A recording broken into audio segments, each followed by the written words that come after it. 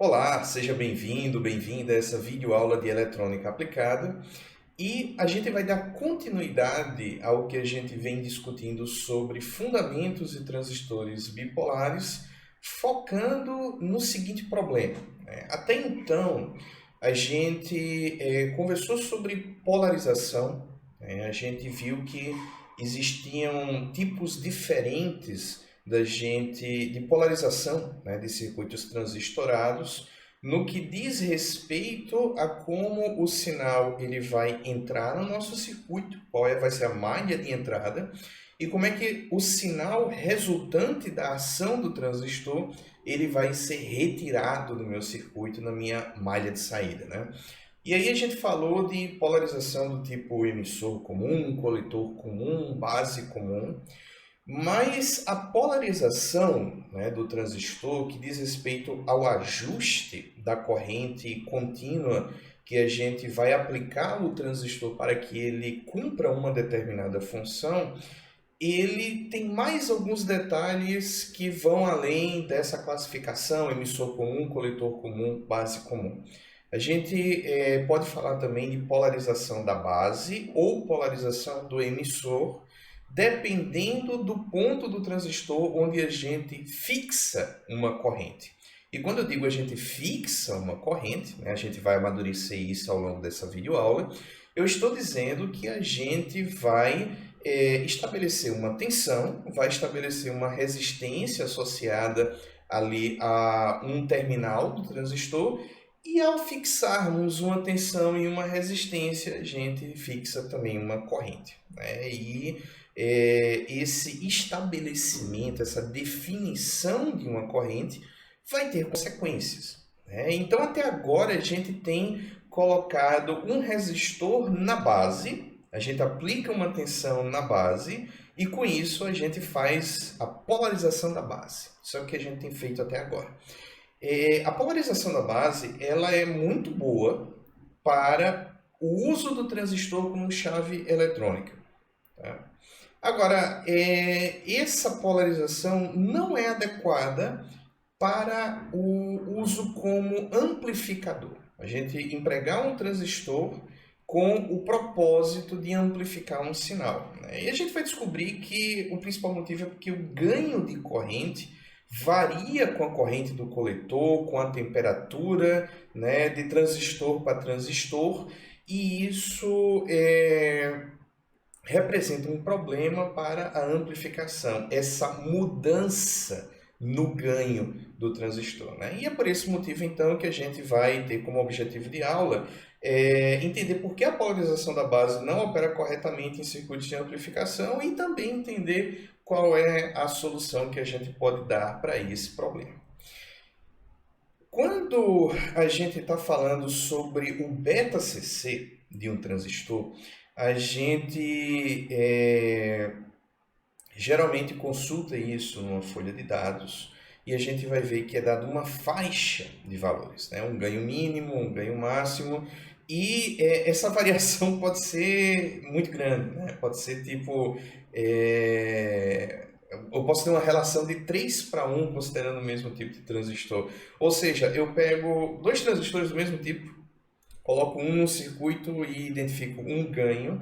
Pode ser que ao colocar um segundo transistor, no mesmo circuito, o transistor é do mesmo tipo, eu vou ter um ganho de até 3 vezes mais do que o ganho do transistor anterior. Então, isso é só para ilustrar o quanto o ganho pode alterar de transistor para transistor, tá? E isso está ilustrado aqui. Aqui é uma folha de dados onde a gente vê que o HFE, que é o beta-CC, o ganho de corrente contínua, ele para esse transistor aqui, né, não está claro, né, aqui a gente não colocou o tipo do transistor, mas nessas condições de teste, né, a tensão coletor-emissor de 1 volt e a corrente no coletor de 2 mA, a gente vai ter uma variação de ganho de no mínimo 50 e no máximo 150. Então a gente pode ter esse transistor em um momento com 50 de ganho e no outro momento com 150, que é o triplo.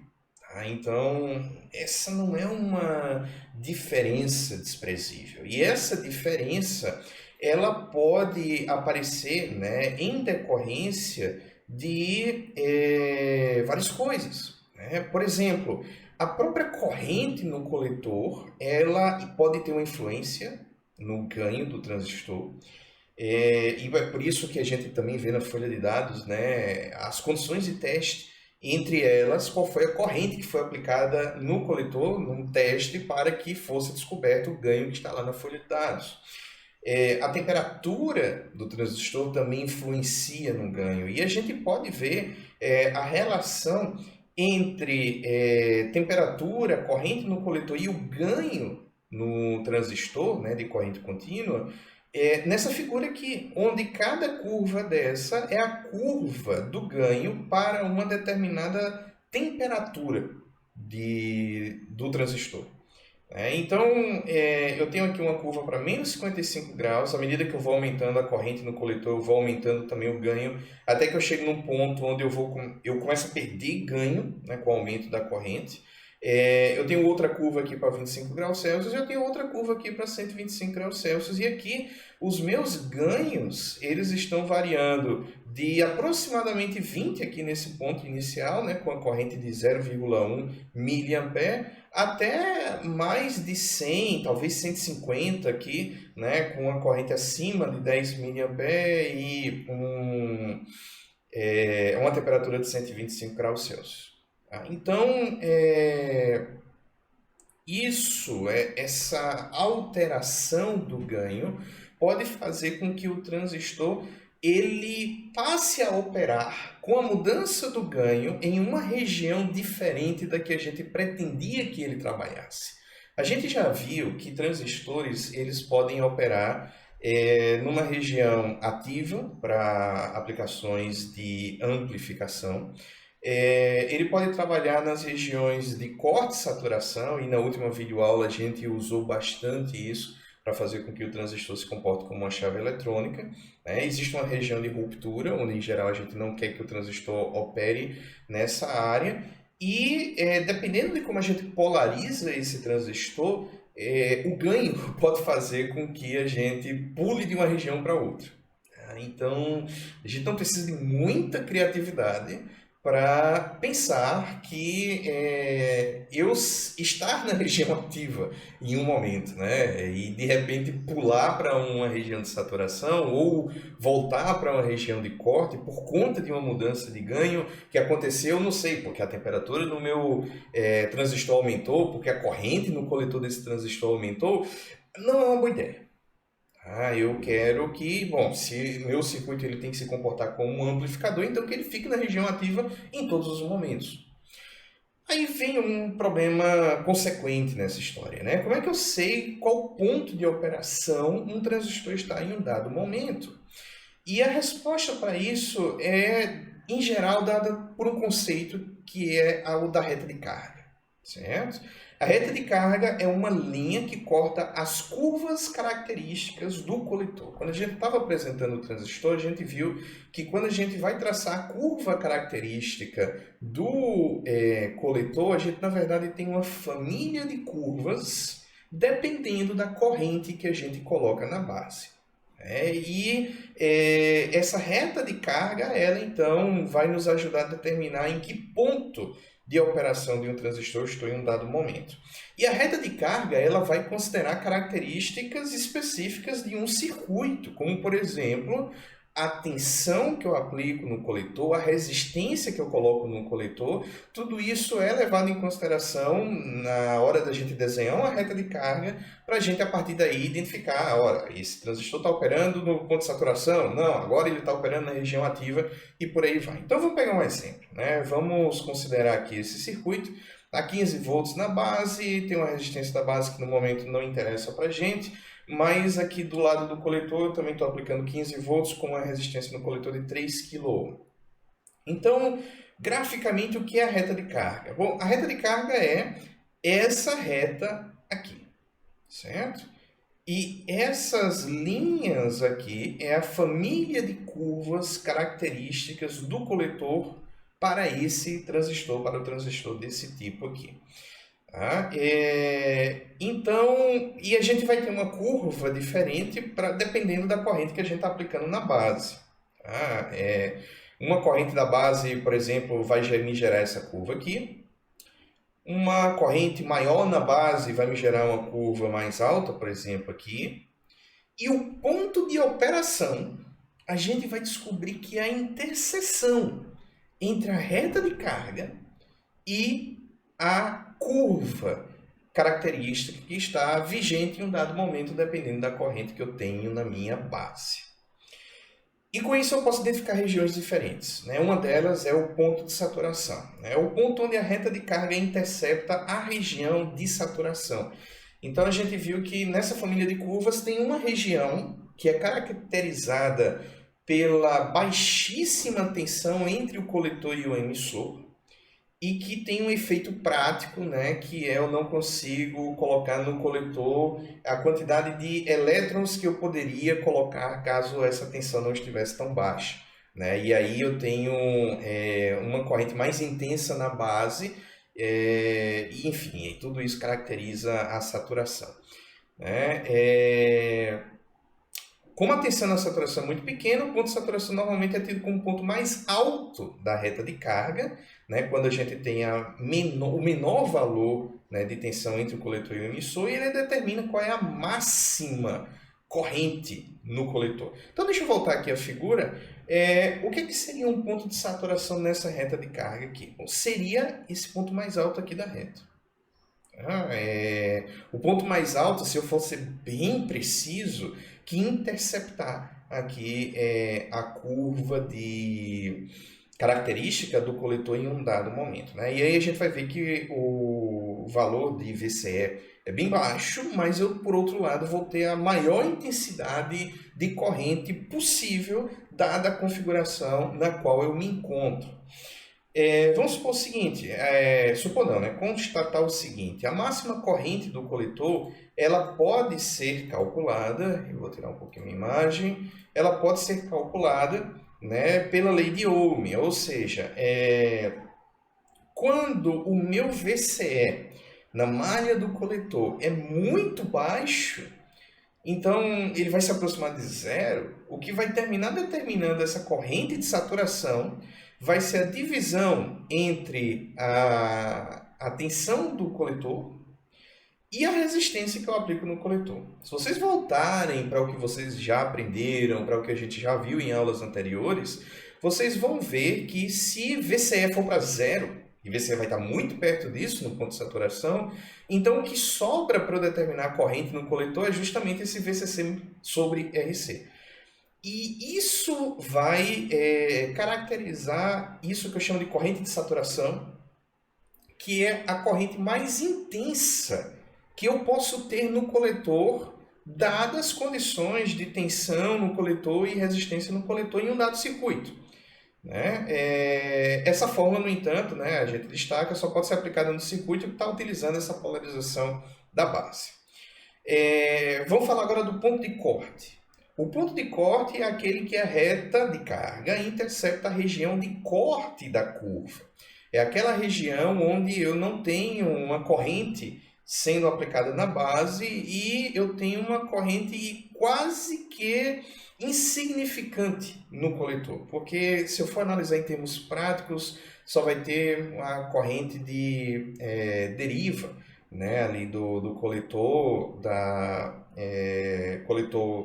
o diodo do coletor, né, no transistor, e essa corrente ela é medida em microampere, né? Então é uma coisa que muitas vezes a gente não vai conseguir registrar em um instrumento de medição não tão preciso como, por exemplo, um multímetro comum, né? Ela representa, por outro lado, a tensão máxima entre o coletor e o emissor. Então, o ponto de corte, né, eu estou falando desse ponto aqui mais baixo da minha reta de carga, né? Aqui, considerando o mesmo circuito que eu tinha antes, eu continuo considerando aqui os 15 volts sendo aplicados na base. Então, o ponto de carga é quando o VCE atingir esses 15 volts. E aí eu vou ter uma corrente que vai ser aproximadamente zero circulando aqui na malha do coletor, e é como se, tá, esse ponto do circuito aqui estivesse aberto. E o transistor ele está operando como uma chave aberta, né? E é por isso que a tensão que eu vou observar aqui entre o coletor e o emissor é a tensão da fonte, né? Os mesmos 15 volts vão estar aparecendo aqui nesse ponto que é bem característico de um circuito que está aberto. A gente tem, né, o chamado ponto quiescente ou ponto Q, né? O Q vem de quiescente, por esse motivo também que a letra Q é comumente associada a um transistor, né, por conta desse ponto de operação, né, em um dado momento, dadas as características de corrente contínua que a gente aplicou ao circuito.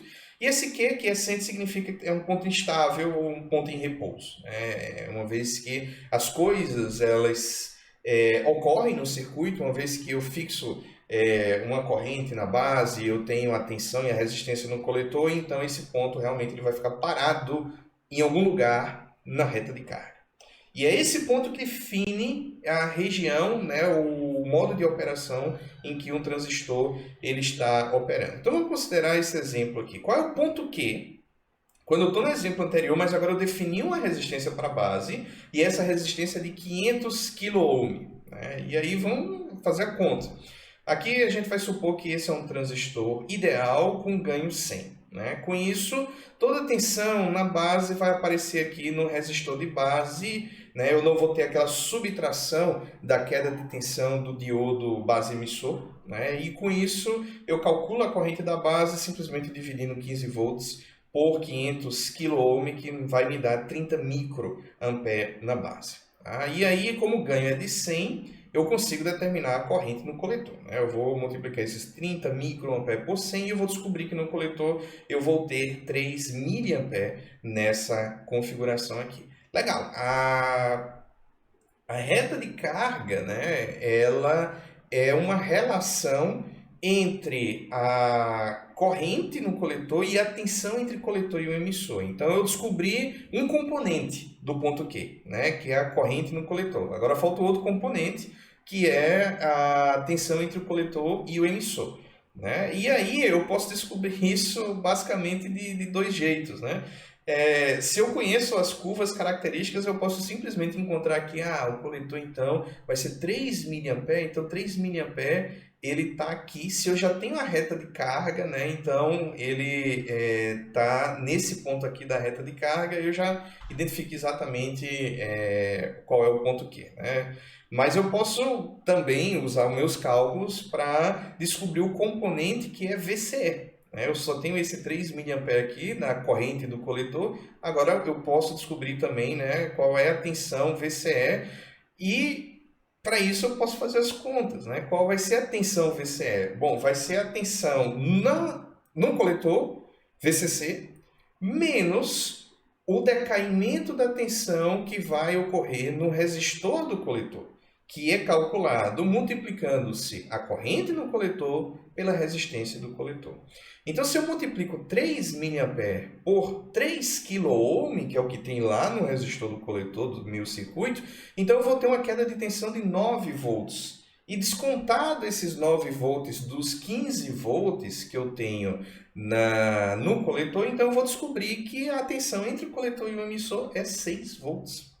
E aí, esse componente aqui de VCE, desse ponto Q, é 6 volts e pronto, eu marquei bem direitinho ali na minha reta de carga qual é o ponto Q em um dado momento. Né? Eu, obviamente, não estou na região de saturação. Eu, obviamente, não estou na região de corte. O que está no meio aqui é região ativa. Né? Então, eu estou aplicando todo o ganho de 100, né, entre a corrente da base e a corrente do coletor, e com isso eu estou realmente, né, em uma situação em que o foco é a amplificação. Agora, vocês lembram que a gente começou essa aula falando que variações de ganho podem complicar a nossa vida? Então, vai aqui uma pergunta. Vamos supor que o ganho do transistor mudou por algum motivo. Eu precisei substituir o transistor, a temperatura subiu, não sei, aconteceu alguma coisa e mudou o ganho. O que acontece se a corrente, né, se o ganho de corrente, desculpa, fosse de 50? O que acontece se esse ganho fosse de 150? Bom, a gente pode fazer as contas. né? A corrente na base se mantém constante igual a 30 microamperes, isso independe de ganho. Tá? Isso está sendo determinado pela tensão que eu estou aplicando na base e a resistência que eu tenho na base. Agora, quando eu pego esses 30 microamperes e multiplico por um ganho de 50, eu vou ter uma corrente no coletor de 1,5 miliampere e isso vai fazer com que a minha tensão VCE vá para 10,5 volts, o que coloca o meu ponto Q num lugar mais abaixo da minha reta de carga. E uma coisa muito parecida vai acontecer quando esse ganho for para 150. Eu vou ter o ponto, dessa vez, se deslocando no sentido oposto, né, para um local mais alto na reta de carga, com uma maior corrente no coletor e uma menor tensão entre o coletor e o emissor. E daí vocês estão vendo que isso tem potencial para dar ruim, vamos dizer assim, né? Porque essa dança do ponto ao longo da reta de carga pode fazer com que o transistor simplesmente saia da região ativa e vá para um ponto de corte ou vá para um ponto de saturação, certo? Vamos ver o segundo exercício aqui para a gente fixar, né, de forma mais sólida o que a gente está discutindo até então. Suponha que a resistência da base aumentasse de 300 kΩ para 1 MΩ aqui. Tá? O que acontece com a tensão no coletor emissor se o ganho for de 100? Vamos lá, fazer as contas. Considerando o transistor ideal, a corrente na base vai diminuir para 15 microamperes, certo? Se isso aqui sai de 300 kΩ, isso aqui é um exemplo que a gente calculou em videoaulas anteriores, tá? Para 1 megaohm, mantendo os mesmos 15 volts aqui e não considerando, né, a tensão desse diodo base emissor, então essa corrente, né, da base vai cair para 15 microamperes. Tem dúvida? Faz as contas, certo? Serve de exercício para você que está acompanhando essa aula. E a corrente no coletor cairia para 1,5 miliampere, que é essa corrente da base multiplicada pelo ganho. E com isso a tensão no coletor emissor vai ser 15 volts, que é a tensão aplicada no coletor, da fonte do coletor, menos esse 1,5 mA multiplicado por 3 kΩ, que é a resistência no coletor. Isso vai me dar uma tensão coletor emissor de 10,5 volts. Tá? Então, com isso, eu determino o ponto Q para esse circuito, para essa configuração. Porque a reta de carga representa todos os pontos de operação possíveis do transistor. A gente pode descobrir isso com prova experimental. A gente pode descobrir isso de uma forma bem prática, que é o seguinte: fixa para um coletor aqui uma tensão, uma resistência. Tu tem uma tensão aqui na tua base e tu tem uma resistência, e vamos variar essa resistência então, de 0 ao infinito. Tá? Considere então como infinito 10 megaohm, pronto, coloca uma resistência super alta aqui, né? E com isso vamos medindo a corrente no coletor e a tensão no coletor e emissor. Eu consigo fazer isso por simulação, eu consigo fazer isso na prática. O fato é que se eu fizer isso, o que eu vou desenhar é exatamente a reta de carga. Então eu estou passando por todas as correntes possíveis, e com isso eu estou desenhando uma reta que nesse caso vai representar todos os pontos de operação possíveis, então, dada essa configuração aí de tensão e de resistência no coletor, né, do meu transistor, no meu circuito. Uma coisa muito importante que a gente precisa fazer com alguma frequência é identificar se um transistor ele está saturado ou não. Tá? Então, como é que a gente consegue identificar essa região de saturação? A gente utiliza uma técnica chamada redução ao absurdo, né? E essa técnica é aplicada em vários contextos e os passos são essencialmente os seguintes: eu suponho alguma coisa, como por exemplo, eu vou supor que o meu circuito está operando na região ativa.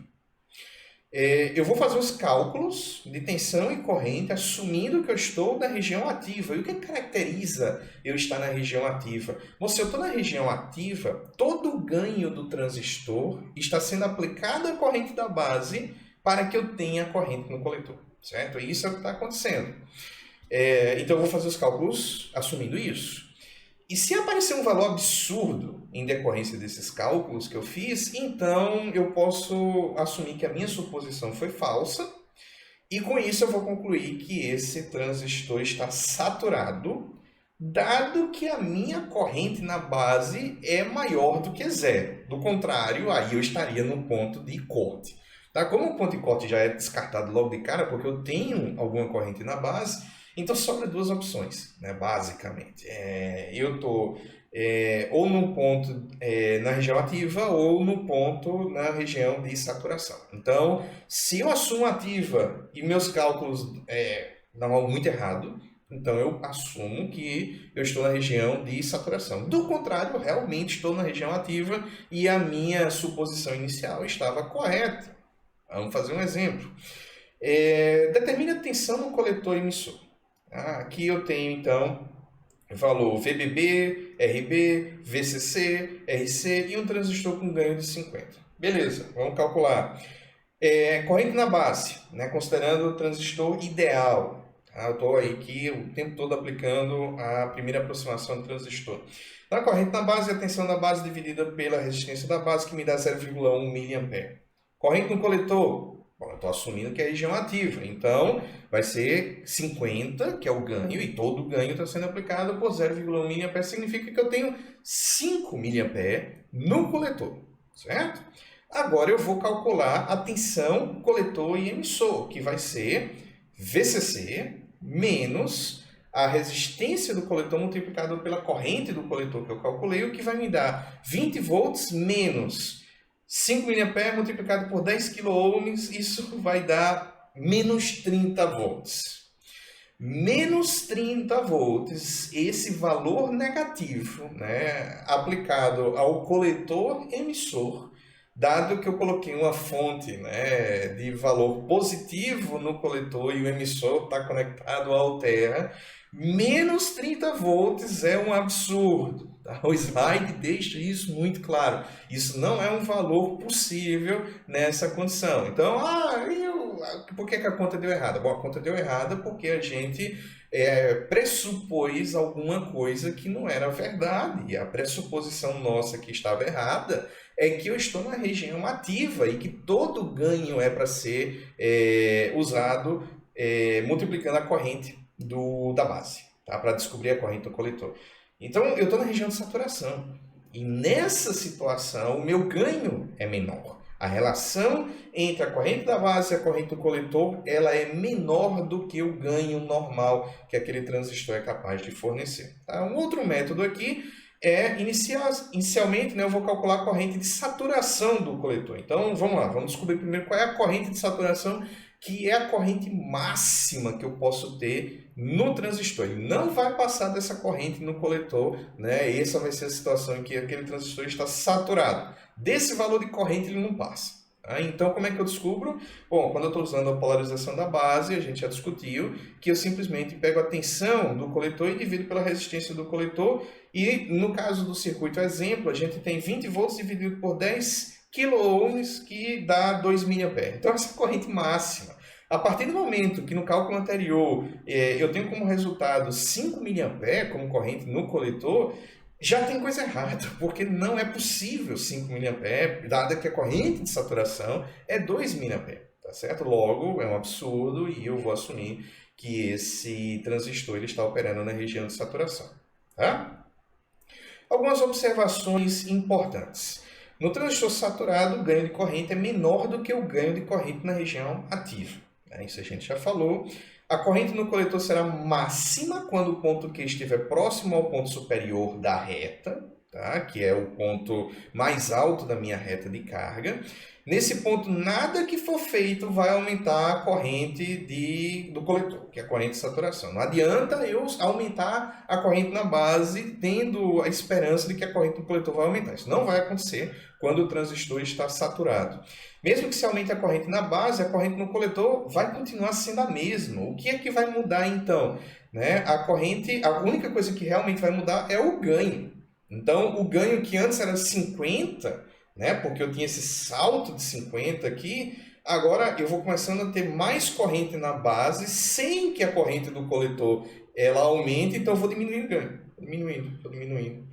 É isso que está aumentando desculpa, é isso que está mudando quando eu estou na região de saturação, é o meu ganho que está diminuindo, né? E o porquê disso é aquela razão que a gente discutiu quando a gente estava apresentando conceitos básicos dos transistores, que é quando essa tensão entre o coletor e o emissor é muito baixa, então eu começo a ter o emissor injetando, né, portadoras na base do transistor, mas não há tensão suficiente para que essas portadoras elas possam, todas quanto possível, né, 98%, 95%, como a gente falou, que tipicamente acontece, ele seja capturado para o coletor, capturado pelo diodo do coletor, né, que está reversamente polarizado, né, para a outra malha.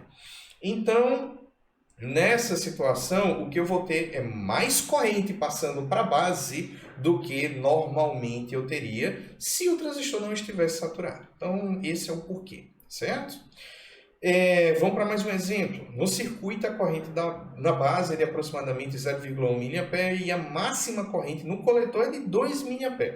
Tá? Então, a corrente na base é de aproximadamente 0,1 mA, o ganho é de 50, a máxima corrente no coletor é de 2 mA aqui. Então, o que é que está acontecendo?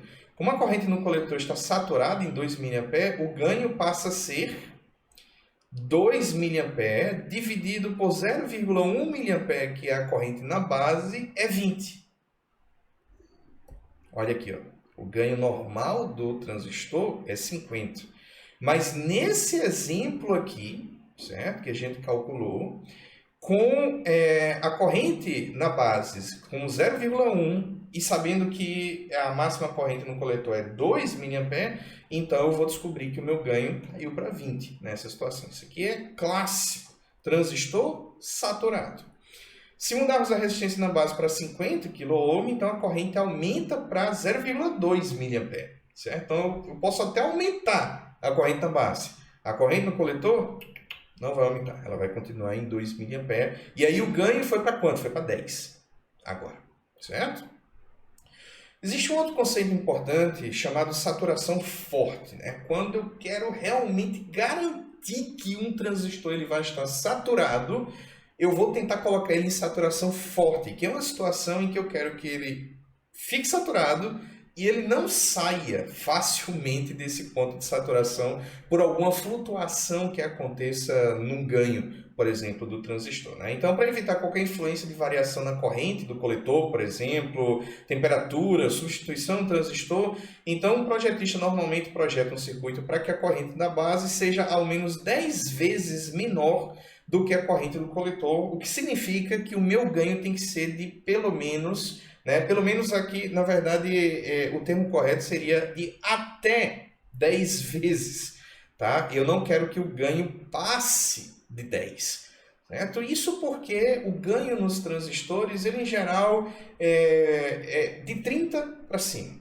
Tá? Então, quando eu faço com que um ganho seja de 10, significa que para os transistores conhecidos, cujos ganhos são tipicamente de 30 para cima, ele vai estar saturado.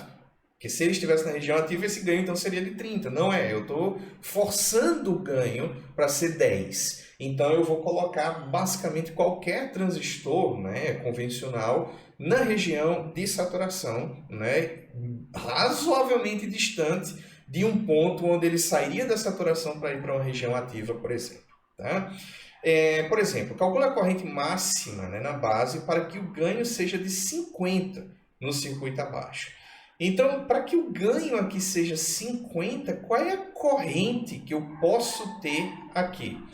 Bom, com a corrente de saturação no coletor é de 2 mA, tá? E eu sei que isso aqui é o máximo. Então, para uma tensão de 10 volts, que é o que eu tenho aqui, tá certo? A tensão na base. E uma corrente na base de 0,04 mA, que é 2 mA dividido por 50, então para esse ganho ser 50, eu preciso que a corrente na base seja essa aqui, logo a resistência da base vai ser calculada dessa forma. Aqui, desculpa, né? Aqui eu me confundi um pouco.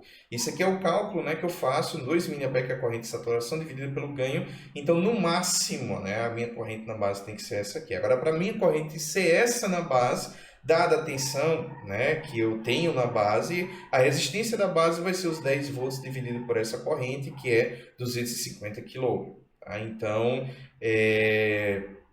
a resistência ela vai precisar ser pelo menos essa aqui. Tá? Do contrário, esse transistor ele vai saturar. Como identificar se o transistor está operando na região de saturação forte? Uma forma fácil, assim, o que caracteriza a saturação forte é esse ganho de até 10. Né? Na maior parte dos casos, a tensão de alimentação na base é igual à tensão de polarização do coletor, ou seja, eu vou utilizar a tensão na base igual à tensão no coletor. Né? E nesses casos, quando as tensões são iguais, base e coletor, eu vou procurar uma relação de resistência entre a resistência da base e a resistência do coletor de 10 para 1. Então, eu vou ter uma coisa como essa aqui, que inclusive a gente usou amplamente na videoaula anterior, quando a gente estava fazendo portas lógicas. Tá? Eu vou ter 10 kΩ na resistência da base e 1 kΩ na resistência do coletor, com a mesma tensão aqui, 10 volts aplicada na base, 10 volts aplicada no coletor. Isso aqui, então, de cara eu já consigo dizer, está saturado. Isso aqui é a saturação forte. Tá? Mais alguns exercícios. Dado o circuito, determine a região de operação do transistor nos casos em que a resistência da base aumenta para 1 MΩ e a resistência do coletor diminui para 5 kΩ. Tá? Então, vamos lá. Né? Método do absurdo, resposta 1. Eu vou supor que o transistor está operando na região ativa. Né? Logo, a corrente na base é dada por 10 volts dividido pela resistência de 1 MΩ, considerando o transistor ideal, logo eu tenho uma corrente na base de 10 microamperes. O ganho é de 50, porque eu estou assumindo a região ativa. Então a corrente no coletor é de 0,5 mA, que é 10 microamperes multiplicado por 50, o que produz uma queda de tensão de 5 volts no resistor do coletor, que vai ser esse 0,5 mA multiplicado pelo 10 kΩ da resistência do coletor. Tá? Vou voltar aqui para a gente ver que são exatamente esses os valores que eu tenho nesse circuito aqui. E agora que eu descobri a queda de tensão nesse resistor, a tensão coletor e emissor é dada pela tensão, né, da fonte do coletor, menos a queda de tensão que eu tenho aqui nesse resistor. Como eu calculei essa queda de tensão como sendo de 5 volts, então eu tenho que a tensão entre o coletor e o emissor é de 20 volts menos 5 volts, que dá 15 volts. Valor positivo, perfeitamente válido nesse contexto, não tem nenhuma anomalia, e isso significa que a minha suposição estava correta. Se a minha suposição foi que esse transistor estava na região ativa, esses cálculos me mostram que esse transistor realmente está na região ativa nessa configuração. Agora vamos para a resposta 2. Né? Aqui a gente está supondo que o transistor esteja em curto, certo? Eu vou usar aquele outro método lá, em que a tensão VCE é 0 volt. Isso aqui é um transistor em curto, VCE é igual a 0 volt. Tá? Com isso eu consigo calcular a corrente de saturação como sendo 20 volts, sendo que agora eu estou aqui nesse segundo item aqui, ó, a resistência do coletor diminuiu para 5 kΩ. Bom, se ela diminuiu para 5 kΩ, então a corrente de saturação vai ser 20 volts dividido por 5.000 ohm, que vai me dar 4 mA, certo?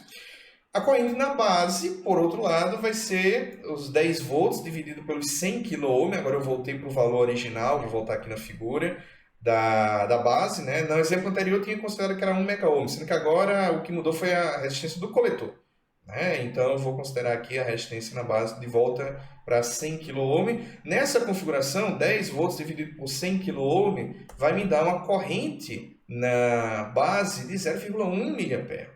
Bom, se eu vou assumir que esse transistor está operando na região ativa, então é 50 de ganho multiplicado por 0,1 mA, que vai me dar uma corrente no coletor de 5 mA. Porém, eu já sei que a corrente máxima é 4 mA, então, não, isso aqui não está correto, né? Isso aqui é um absurdo, logo a minha suposição está errada, né? Essa inconsistência me diz que esse transistor está operando na região de saturação.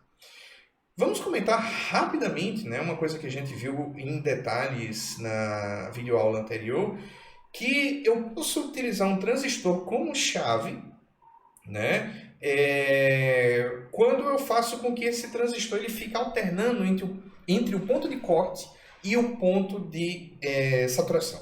Tá? E aí, a polarização da base ela vai resolver bem esse problema para mim.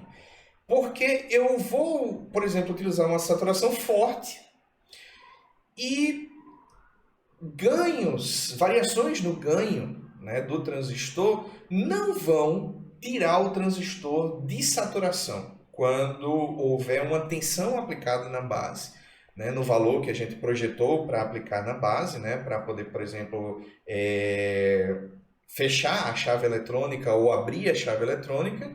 E quando eu não aplicar tensão nenhuma e eu não tiver uma corrente na base, então esse transistor vai estar operando em corte, certo? E para isso a polarização de base realmente funciona muito bem. Tá? As variações no ponto Q aí não são importantes porque o Q ele vai estar o tempo todo pulando de saturação para corte e o Q ali na região ativa ele não vai passar por lá, certo?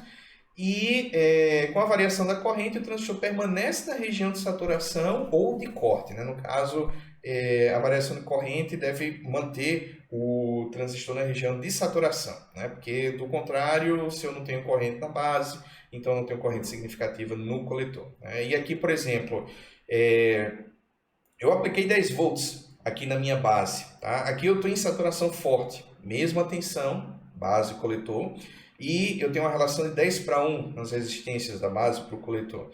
Então, se eu estou aplicando uma tensão aqui, então esse transistor vai estar saturado. Se ele está saturado, a tensão VCE vai ser aproximadamente 0 e a corrente do coletor ela é máxima. Tá? Então, ele está funcionando aqui como uma chave fechada. Tá? Do contrário, eu tiro a tensão da base, aí ele vai entrar num ponto de corte, VCE passa a ser máximo, né? Ele vai ser, aqui nesse exemplo, né, de 10 volts, que é a tensão que eu estou aplicando aqui no coletor, e a corrente aqui vai ser aproximadamente 0, né, a corrente mínima. Aí, dessa forma que eu vou conseguir construir portas lógicas, se eu atribuir, né, o significado de nível lógico baixo para a tensão que vai fazer com que a chave ela fique aberta, a chave eletrônica, o transistor, e um nível lógico alto, né, para a tensão que vai fazer com que a chave fique fechada. Né? Então, se eu atribuo esses significados, então eu começo a entrar no domínio da eletrônica digital. Para a gente concluir, certo? Quando a gente for detalhar o transistor sendo utilizado como elemento para amplificação, né? Um circuito transistorado de um amplificador, tipicamente eu vou utilizar a polarização do emissor para não ficar refém das variações de ganho, tá? No transistor, certo? Então, embora a polarização de base seja importante, amplamente utilizado nos computadores como chaves eletrônicas, na amplificação de sinal eu preciso que o meu ponto Q ele não fique variando, certo? Eu preciso que ele realmente fique parado em um dado ponto para que a amplificação ela seja consistente. Tá? Então, qual é a ideia básica da polarização do emissor que a gente vai só apresentar agora e a gente desenvolve na próxima aula? A ideia é que eu não vou colocar um resistor aqui na base para fixar a corrente na base, eu vou colocar o resistor no emissor dessa vez e dessa forma eu vou fixar a corrente no emissor. E a gente sabe que existe uma relação de corrente aqui, a corrente do emissor ela vai ser dividida aqui entre a corrente da base e a corrente do coletor. Então, a soma da corrente da base com a corrente do coletor vai me dar a corrente do emissor. Então, com isso, eu estou naturalmente limitando os valores de corrente na base e no coletor, certo? Com isso, eu vou agora ter uma tensão aparecendo aqui no emissor. Antes a tensão do emissor era zero porque eu ligava o emissor direto no terra, mas agora tem um resistor aqui e vai fazer com que uma tensão apareça aqui no emissor. E essa tensão é a tensão, né, que eu estou aplicando aqui na base, agora eu não tenho resistência nenhuma, menos a queda de tensão do diodo base emissor, certo? Então a tensão que vai aparecer aqui no emissor é VBB menos VBE. E com essa tensão aqui, né, nessa ponta, nesse terminal do meu resistor, e sabendo que no outro lado eu tenho zero, e eu sabendo a resistência do emissor, eu consigo calcular a corrente no emissor, né? Então a corrente no emissor vai ser VBB menos VBE sobre RE, né? Com isso, a corrente no emissor ela vai ser IE, aí eu vou ter um resultado para isso. E eu vou assumir o seguinte, que a maior parte, a imensa maioria da corrente do emissor, ela vai para o coletor e somente uma menor parte, algo como 1%, 2%, vai para a base. Então eu vou fazer uma daquelas aproximações de engenharia, certo? Eu vou assumir que a corrente do emissor ela foi toda para o coletor. Tem um erro de cálculo aí? Tem, mas é um erro que vai estar limitado a 5%. Esse erro não vai ser maior do que 5%. Certo? Então, ao assumir isso, que a corrente então, do coletor é igual à corrente do emissor, aí eu vou ter algumas consequências importantes. Né? Quando essa corrente circula pelo resistor do coletor, ela produz uma queda de tensão lá naquele resistor, e aí subtraindo-se essa tensão da tensão de alimentação do coletor, como de costume, como a gente vem fazendo até agora, a gente vai ter a tensão no coletor. Ou seja, a tensão no coletor é VCC menos IC/RC, isso aqui não é nenhuma novidade para a gente. Né? E aí o VCE, então, agora não vai ser igual a VC como era antes, né? Quando o meu emissor ele estava conectado direto no terra. Como o meu emissor agora ele tem uma tensão, então a tensão coletor-emissor vai ser a tensão do coletor, calculada desse jeito, menos a tensão do emissor, calculada desse jeito aqui, ó. VBB menos VBE, certo? Legal. Agora vamos calcular o ponto Q, sabendo que é assim que eu determino as coisas quando eu utilizo a polarização do emissor. Né? Então, tendo em mãos o valor da corrente no coletor igual à corrente do emissor e a tensão entre o coletor e o emissor, eu vou obter o ponto Q. Né? E em que momento nesses cálculos todos eu usei o ganho do transistor? Eu não usei o ganho do transistor em momento nenhum. Tá? Eu calculei a tensão no emissor fazendo VBB menos VBE. Aí eu calculei a corrente no emissor fazendo a tensão do emissor dividido pela resistência do emissor. Eu disse que essa corrente do emissor era a corrente do coletor, fazendo essa aproximação. Sabendo a corrente do coletor, eu calculei a tensão no coletor, fazendo a subtração entre o valor da tensão da fonte do coletor menos corrente do coletor multiplicado pela resistência do coletor. Né? E, por fim, eu fiz VC, da tensão do coletor, menos VE e descobri VCE. E aí eu tenho agora as duas coisas que eu preciso para determinar o ponto Q. Corrente no coletor, tensão VCE. Em nenhum momento eu coloquei nos cálculos o ganho do transistor, e é exatamente essa magia da polarização do emissor, é que o ganho ele perde a relevância aqui, certo? E eu fico então com um ganho, né, uma situação, uma configuração no transistor que ela independe do ganho, né, e isso é uma consequência de eu ter fixado essa corrente do emissor. Um exemplo um pouco mais prático, vamos considerar essa situação aqui. Então vamos lá, eu tenho até o ganho aqui, ó. O ganho é de 100, mas eu vou fazer minhas contas. Vou considerar a segunda aproximação agora para ficar um pouquinho mais emocionante. A tensão do emissor é os 5 volts aqui de VBB, menos a queda de tensão do diodo base emissor, que é de aproximadamente 0,7 volts, ou seja, 5 menos 0,7 é igual a 4,3 volts. Qual é a corrente do emissor, então? É esses 4,3 volts da tensão do emissor dividido pela resistência do emissor, que é 2,2 kΩ. Está aqui, ó, 2.200 kΩ, que vai me dar uma corrente no emissor de 1,95 mA.